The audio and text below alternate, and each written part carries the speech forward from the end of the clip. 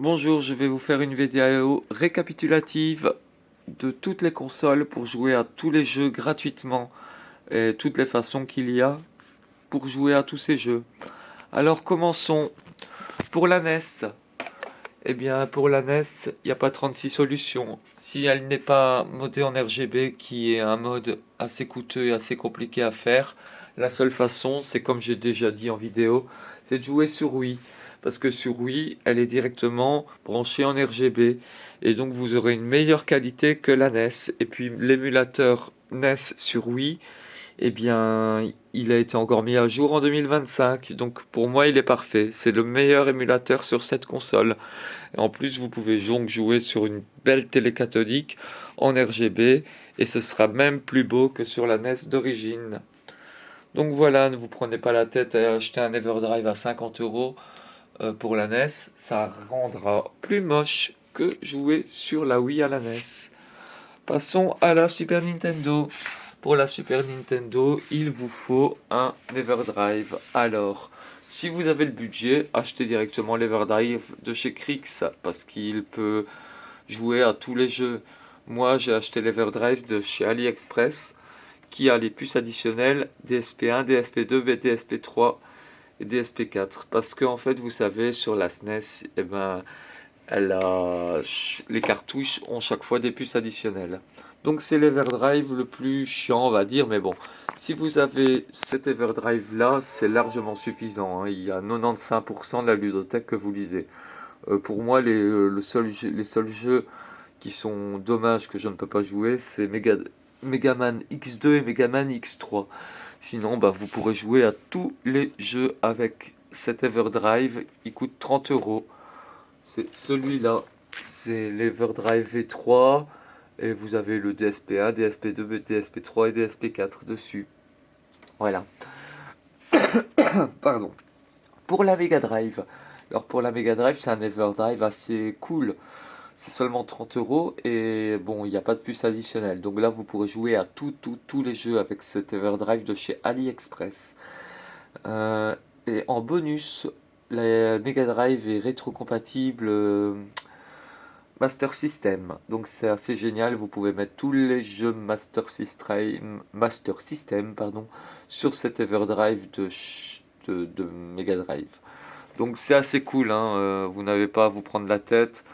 Vous achetez cet Everdrive 30 euros, vous jouez à toute la ludothèque Mega Drive et Master System. Quand vous achetez cet Everdrive, vous avez directement la carte SD avec tous les jeux. Même tous les jeux Master System. Donc voilà. Si vous avez des questions et que vous voulez que je vous montre le lien pour chaque Everdrive ou chaque question même de console, vous me le demandez. Passons à la PS1. La PS1, malheureusement, elle a des Everdrive, mais enfin, ouais, elle a le PSIO.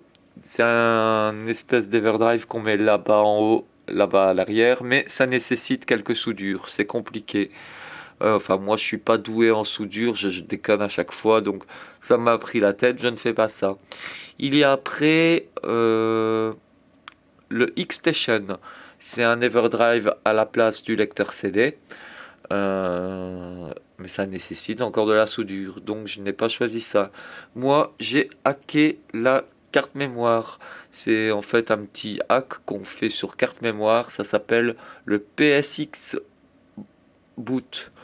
Et alors, voilà, vous hackez maintenant sans rien, c'est du soft mode, ça s'appelle. Donc, vous hackez votre carte mémoire et vous pourrez jouer à tous les jeux gravés. C'est la seule console que je fais des CD gravés. C'est pas cher, hein, les CD gravés. On en trouve partout, pas cher en occasion. Et donc, voilà, hein, moi, c'est des CD que j'achète 5 euros les 20, hein. Donc, voilà. La PS2. Alors, la PS2. Il faut, c'est le meilleur modèle, la grosse, parce que la petite, vous n'êtes obligé de mettre les jeux sur clé USB. Alors revenons au tout début.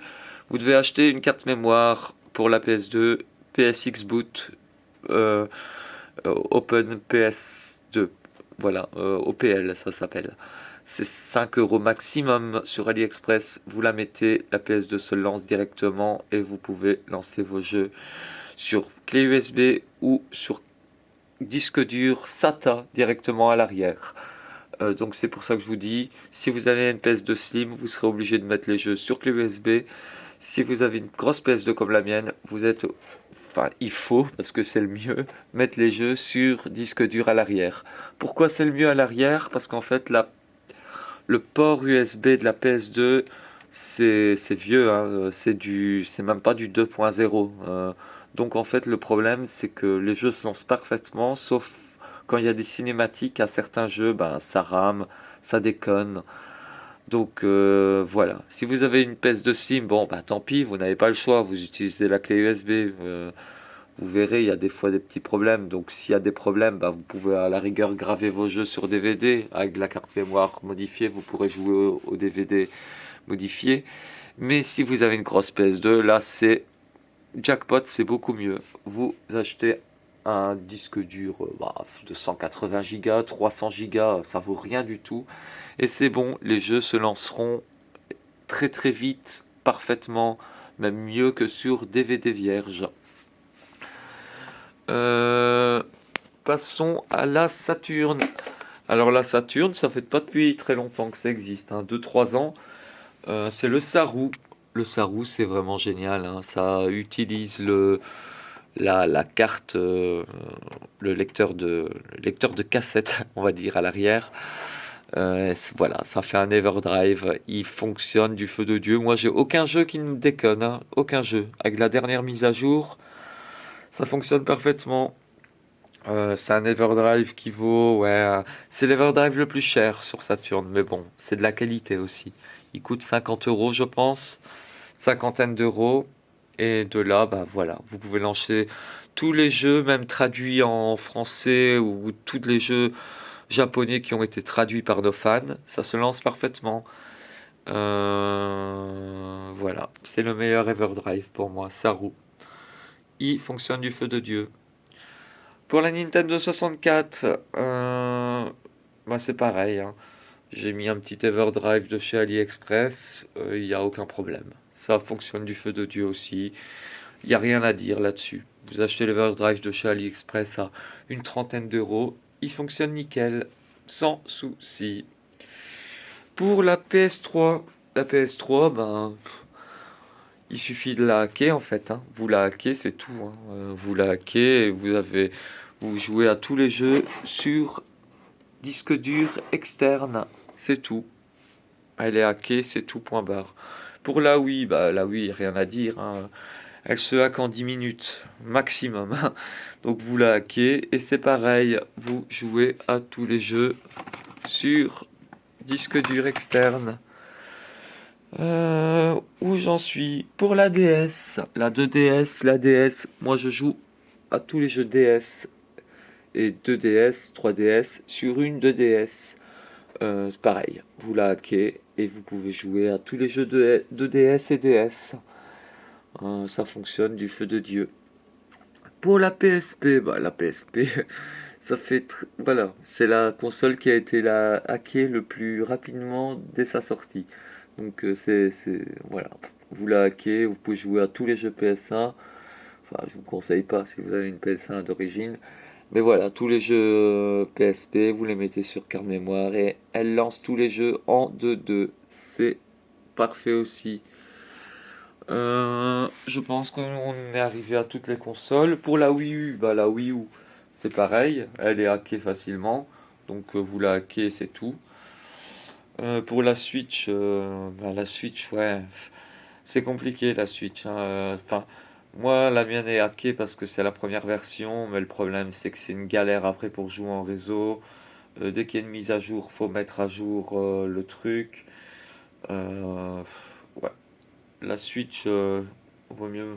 Enfin bon, moi je joue sur émulateur en fait. Je garde la Switch pour jouer aux jeux en réseau, comme Mario Kart et tout ça, Splatoon. Mais pour les jeux que je veux pas acheter, ben, j'ai un bon PC quoi. Donc l'émulateur Switch, je trouve même qu'il est mieux que la Switch d'origine, hein. Donc l'émulateur Switch fonctionne parfaitement, hein, l'émulateur Switch. Donc pour la Switch, j'utilise l'émulateur. Voilà. Voilà, ben on en est à toutes les consoles, hein. Pour la Game Boy, oui. Revenons à la Game Boy. Pour la Game Boy, ben, c'est pas la peine de se prendre la tête avec à la modifier ou à se prendre la tête à jouer à ça comme ça. Enfin voilà, la Game Boy, faut y jouer sur une, pour moi c'est sur une PSP. Le mieux, c'est une PSP. Je vais vous montrer la qualité de la Game Boy sur une PSP, c'est assez fou. Ah, je l'ai éteint. Vous voyez? C'est beau, hein? C'est Kid Dracula. Vous avez de la chance, c'est justement un jeu que j'étais en train de jouer. Regardez-moi ça, c'est une qualité bien mieux que sur Game Boy original, hein. Donc voilà, pour la Game Boy, ben, je vous conseille de mettre l'émulateur Game Boy sur PSP. Vous aurez un bien meilleur écran et c'est quand même top, hein. C'est top, il n'y a rien à dire, hein. Voilà, ça sert à rien de se prendre la tête à commencer à modifier la Game Boy et tout. Vous vous retrouverez avec une console qui n'a plus rien d'origine. Et en plus de ça, ce sera même moins bien que si vous jouez en émulation sur une PSP, franchement. La Game Boy, c'est quoi? C'est du 8 bits. Si la PSP ne l'émule pas parfaitement, c'est bon quoi, ça ne sert à rien. La PSP l'émule parfaitement. Donc voilà. La Game Boy, ça se joue sur une PSP. Ou sur une 2DS, hein, j'ai jamais essayé, mais bon,